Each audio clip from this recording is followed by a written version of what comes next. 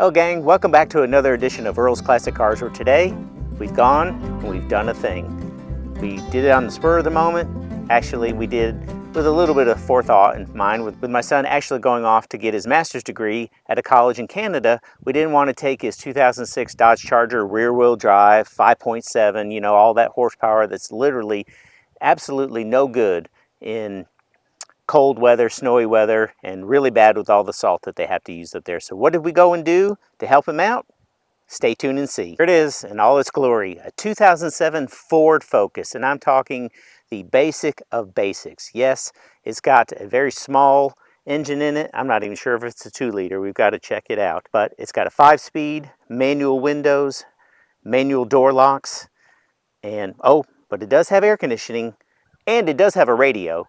But the CD player is broken. At that moment, I almost handed the key back to the owner. In fact, I did hand him the key back, but I was just kidding, because who cares about a CD player nowadays? If you can listen to your phone and have a Bluetooth speaker in your car, you're good to go. Anyway, back to the car.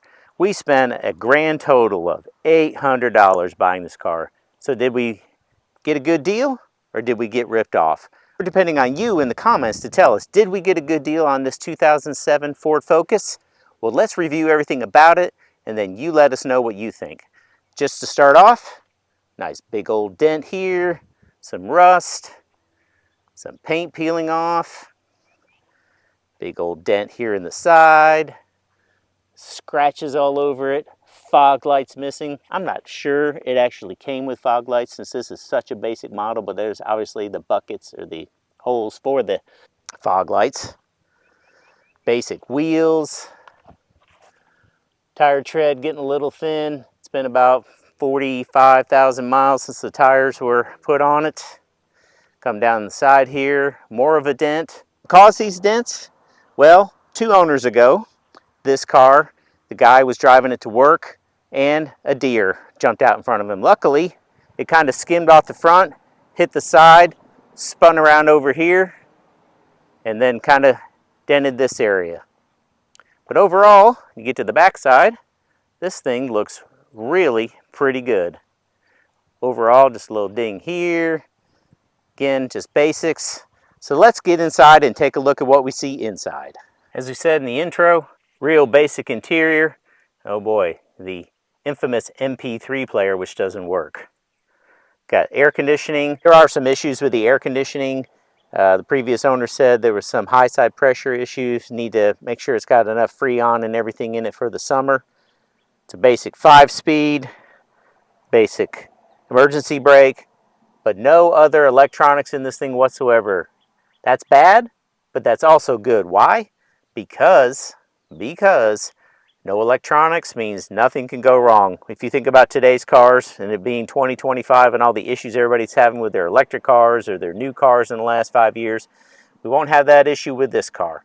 But, however, there's one thing we need to tell you about this car. There it is, folks. It's got literally 402,000 miles on it. Well, 402,008 miles on it. That's a lot of miles on a car that's 18 years old. However, the good thing is that this car, the previous owner, 2 owners ago, had bought it from somebody who had had a little front end damage on it. The airbag went off. As you can see, the airbag indicator is still on, but the airbag's been replaced. Yes, it has a rebuilt title from that accident, but overall, it's running pretty good. Now, there is a check engine light on that I need to check, but overall, it's not affecting the performance at all. Took me a second. I was looking for the prop rod all along here. I'm going, oh, great. Now I'm going to have to hold this thing up with a broomstick or something. But no, the car is so small. It's got a mini prop rod over here, about half the size they normally are. But there it is in yellow, and I'm over here looking here for it, and it's nowhere around. But here we've got the engine. And when the previous owner got it, he said that he had to replace the power steering pump on it, so he's done that for us. And the belt was loose on it. Come to find out, the belt tensioner on it was worn out as well. But overall, there's no leaks in this thing. And it starts right up immediately when you get it going. It's got a newer battery in it and everything. So what could be bad other than cosmetics? What could be possibly wrong with this car that would be of concern to anybody who might want to purchase a 18-year-old car? My neighbor across the street who I recently bought it from has only put 1,500 miles on it, and even those were highway miles because he worked with the guy who owned this car 2 owners ago, and he's putting daily round trips of about 90 miles on it as well. So although it's got 402,000 miles, and that's a lot of miles, especially on something called a Ford, and being a Ford Focus, it's highway miles, very much highway miles. And the good thing is we got some records on how the owner of this car, the one who owned it for the longest period of time after the airbag was replaced, took care of this car. And you'll see how meticulously he took care of this car, and that gave us some more comfort in what we were buying here in this 400,000 mile 2007 Ford Focus. As you can see here, the car owner from 2 owners ago got the car back after it was in an accident, and it had approximately 10,000 miles on it. And look all the detail he did to take care of this car over the years. Oil changes, tires rotated and balanced, all these things that he did to it over the years. You can see everything he meticulously did to take care of it. And he did it on a regular basis. He didn't let it go, 20, 30, 40, 50,000 miles without doing anything. Front tires, front alignments, brakes, oil changes, you name it, alternator, everything you can see on here he did to take care of this thing. All the way up to 308,000 miles. And 3 years ago, at 345,000 miles, 4 new tires. Freon, again, four new tires, 70,000 on the front, 35 on the back. Did a really nice job of taking care of this car right up to 300, it says 498,000, but it's 398,000 when he sold it to my friend Eddie across the street. He put a serpentine belt on it. So again, got the car 2 owners ago with 10,000 miles on it. Had been in an accident. Take a look back here in the trunk. Might be a little difficult to see, but look, it even came with a brand new tire on it. So we got one good tire. Maybe we can get 3 more just like it. If not, this will make a good spare. We just need to get a rim. But overall, don't see any rust in it. Don't see any issues underneath.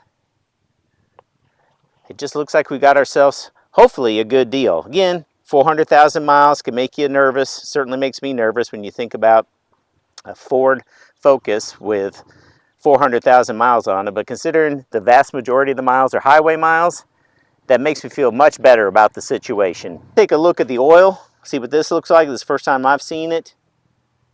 Yep, looks like they've been changing it regularly. I don't see any water in it. I don't smell any gas. Looks good.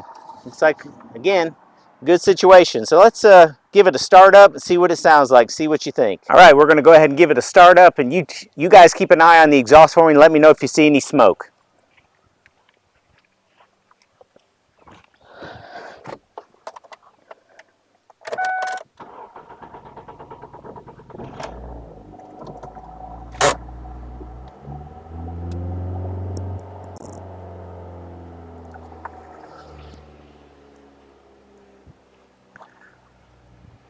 It's looking good to me. I don't see any issues with tailpipe smoke or anything, so that's a good sign. Maybe no blow by on the O-rings. It does give me a little bit of concern. We'll let you look and listen to the engine first. Overall, don't hear any engine knock, don't hear any lifter noise.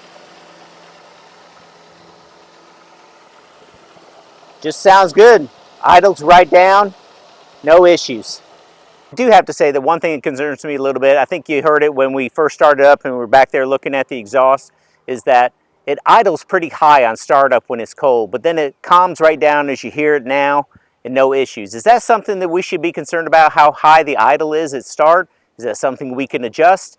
Let me know in the comments what you think, because I don't know. Again, it just seems like it, I know it when they start cold, the choke is on. Well, there's no choke because it's electronic fuel injection, but anyway, you know what I mean. When it starts cold, they rev higher and everything. My other cars do that as well, but not like this. This one seemed to rev pretty high, so not sure if that's an issue we should be concerned about, but let me know what you think about that. One thing I want to do while we're doing this video is to go ahead and diagnose this check engine light and see what's going on with it, see if that's a concern, something we need to take care of right away. before we put this thing on the road. All right, so it's telling us we've got a System 2 lean, Bank 1, Severity 2 of 3, repair immediately if drivability issues persist. Now the previous owner, my neighbor across the street, has been driving this thing with the check engine light on, hasn't had any issues. So I don't know if that's a problem. Maybe we've got an issue with the fuel rail on here that we need to check. Let's see what else we've got here. Threat to essential system components if not repaired as soon as issues are present. Threat to essential system components if not repaired as soon as possible. So again, that's what we're showing, but he's been driving it fine, not been having any issues, but we'll do a little more research on this, see what we need to do to fix it. If you know what it needs to have done, if you're familiar with this code, let us know in the comments, and we'll address it in a future video. Did we make a real big, huge mistake, and should we ask for our money back from our neighbor? That probably would not go too well since he's using it for his daughter's high school private college tuition. I know he's counting on that money, so no, I wouldn't ask him for it back. But overall, I think we've got ourselves a good deal here. What do you think? Would you send your son off to college with an $800, 400,000 mile special going all the way to Canada? Do you think it's something that would be a good deal for him to do?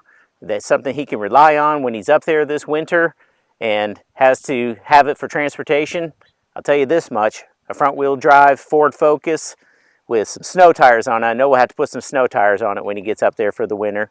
But a 400,000 mile Ford Focus for $800 is probably the best thing that he could possibly take up there to Canada rather than his 2006 Dodge Charger rear wheel drive high powered V8. You know that's not going to go well. Hey, let us know in the comments what you think. Deal or no deal? Did we get taken to the cleaners, or did we get a steal of a deal for a 400,000 mile 2007 Ford Focus 5-speed? We appreciate it if you'd like, share, and subscribe to our channel to help us grow, and stay tuned for more videos on this Ford Focus right here, coming soon. And stay tuned to see more from me, Earl with an E.